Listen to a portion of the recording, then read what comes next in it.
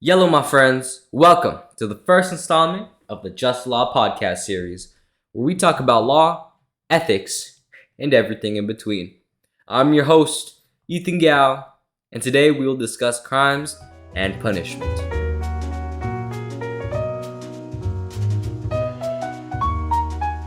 Well, let's look at the facts.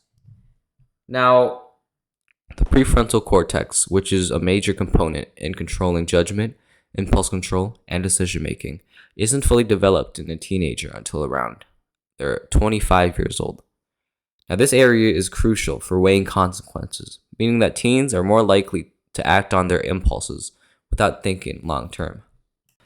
Teens are also less culpable under law, and this was based on science. Now, in a court case, Roper versus Simons in 2005, the U.S. Supreme Court banned the death penalty for juveniles, citing research that minors are less morally responsible due to brain immaturity. Now, this decision was based on neuroscience and psychology, not just ethics. A key quote from the court: "Juveniles are more vulnerable or susceptible to negative influences and outside pressures, including peer pressure." Teens also show heightened activity in the limbic system, which controls emotions and reward seeking. At the same time, their self-regulation systems lag behind, creating a sort of mismatch that leads to risky or violent behaviors in some.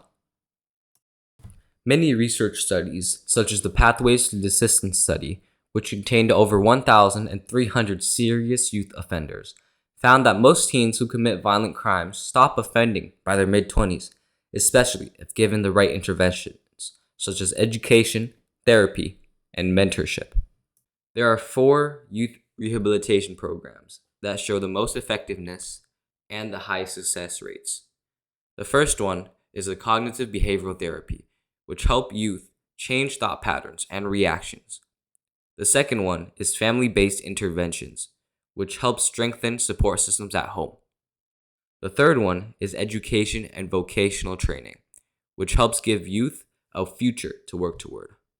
And finally, substance abuse and mental health treatment, which addresses the root causes of behavior. Now, crimes such as murder, rape, and armed robbery often cause deep and irreversible harm to their victims and families. The severity of these acts doesn't change based on the age of the person committing them. While it's true that teens are still developing mentally and emotionally, that shouldn't excuse serious criminal behavior.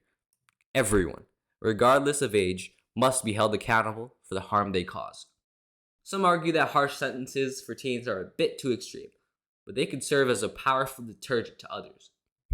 When young people see that serious crimes carry serious consequences, it may discourage them from making the same choices. Although rehabilitation is important, it should not come at the cost of justice. Victims deserve to know that the legal system takes their suffering seriously, and society needs to reinforce that violent actions have lasting consequences. In 1999, a 12-year-old boy called Lionel Tate was sentenced to life in prison for the murder of his 6-year-old sister.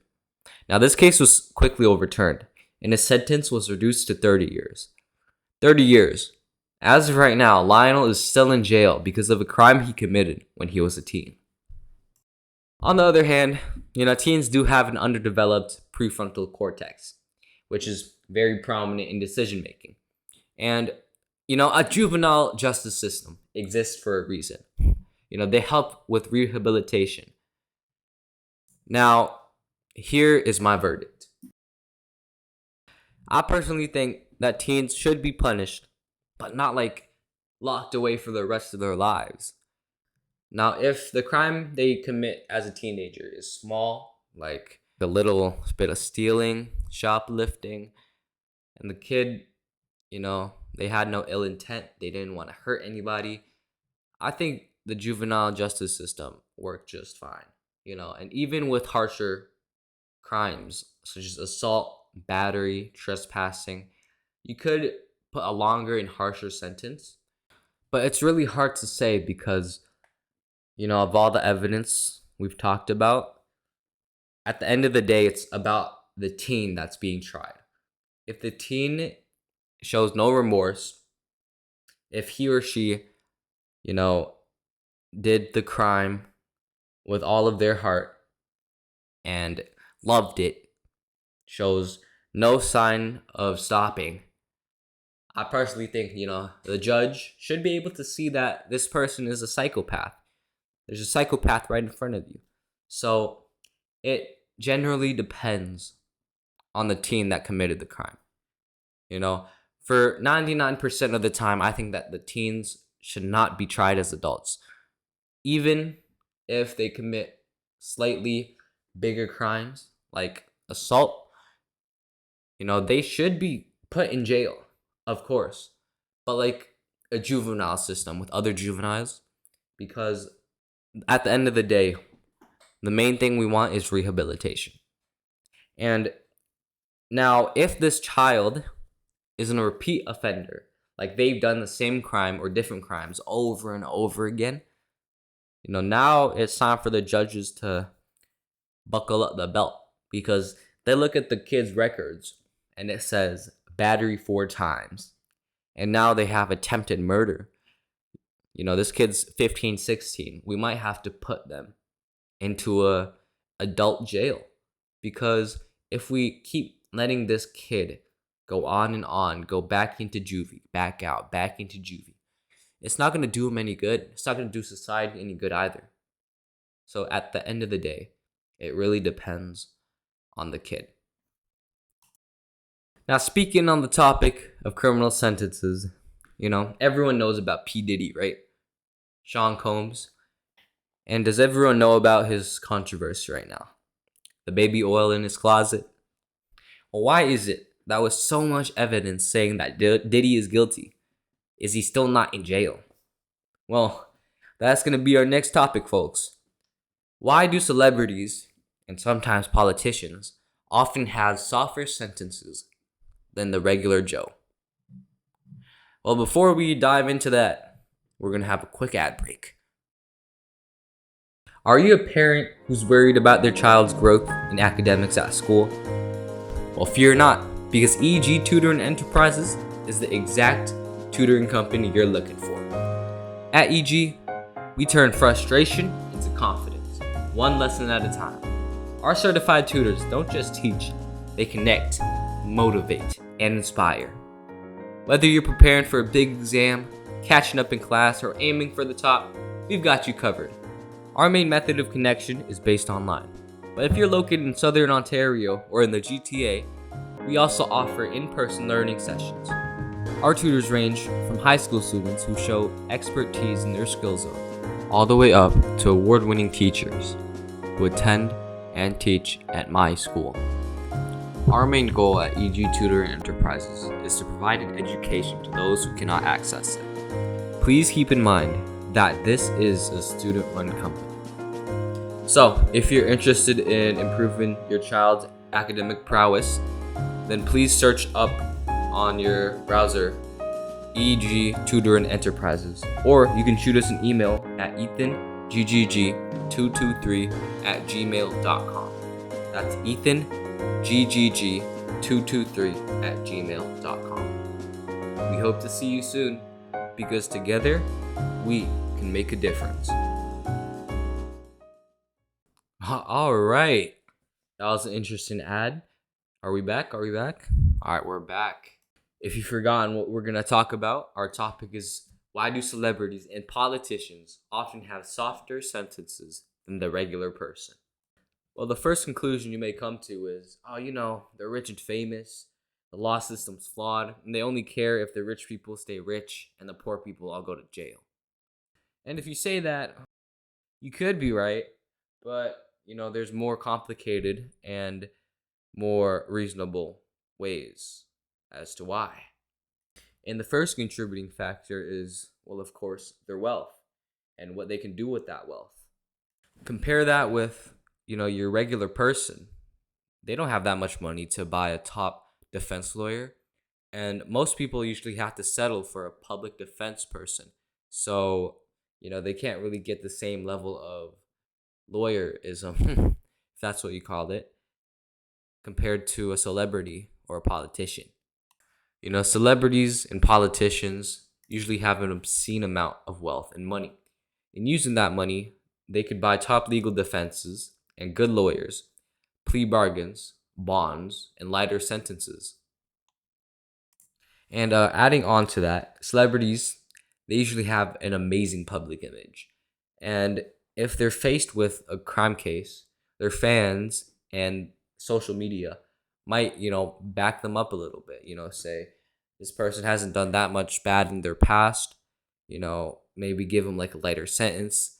Like you see that all the time on like Twitter and Instagram, like free him, free her. They didn't do nothing wrong. But usually, if they don't get that kind of support from a bunch of strangers, they usually receive the same sentence as if they weren't a celebrity.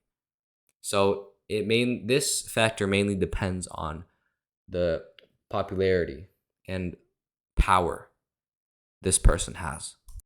And oh my goodness, speaking of power, politicians, this leads more into politicians. They have way more power than like a random person that committed a crime. So behind the scenes, they could pull some strings, make a few phone calls, give some money to the jury, and they could walk off scot-free, where a random person charged with the same crime could get life in prison. And that's just how strong connections are. Like if you're in the public face, you're sitting there in the crime room, you're looking at all this, and they say that he's free or she's free, you might think, oh, it's fine. But behind the scenes, there's many things going on. And so an example of this is Casey Anthony. I know she's not the most famous person. She's not Mark Cuban.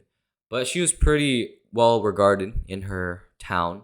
And she was pretty wealthy too. And I don't know why. Why would you do this? She apparently killed her infant daughter. And in court, she lied several times. And even with all the evidence pointing that she did it, fingerprints, clothing, all of that, the jury found her not guilty. And as a result, she only had to serve 4 years for killing her daughter, alongside a measly fine of $4,000. Like, oh my goodness. You killed your own daughter, and in return, you have to give 4 years. What did they like? The daughter was 4 years old. You only have to serve 4 years for the person you killed, and $4,000. Like what? You have to pay. Like, oh my, I just do not know why. Like in any other case, this would be charged as first degree murder, which is life in prison, and literally everywhere else with no parole. That means you got to stay there for the rest of your life. But apparently, Casey Anthony was too good for life in prison. She only had to serve 4 years. And this happened in like 2000, like the early 2000s. So she's been roaming free for at least 15 years. She's been roaming for longer than I've been on this planet. Like, oh my goodness. I cannot believe the kinds of things that happen. Like, oh my goodness. In Canada and US, first degree murder. Because in the court case, it said that Casey Anthony, did not say that she was guilty. And even though the literal so much evidence said that she did it, recordings, all that, still jury found her not guilty. Judge somehow let that happen and only gave her 4 years and 4,000. I'm sorry I'm rambling, guys, but oh my goodness, this is just so bad. Like, why? Why would you do this? I've seen many similar cases to this where parents murder their children. Like, why would you do this? Like, why would you bring them into the world to make them suffer? I just don't know why did you do that.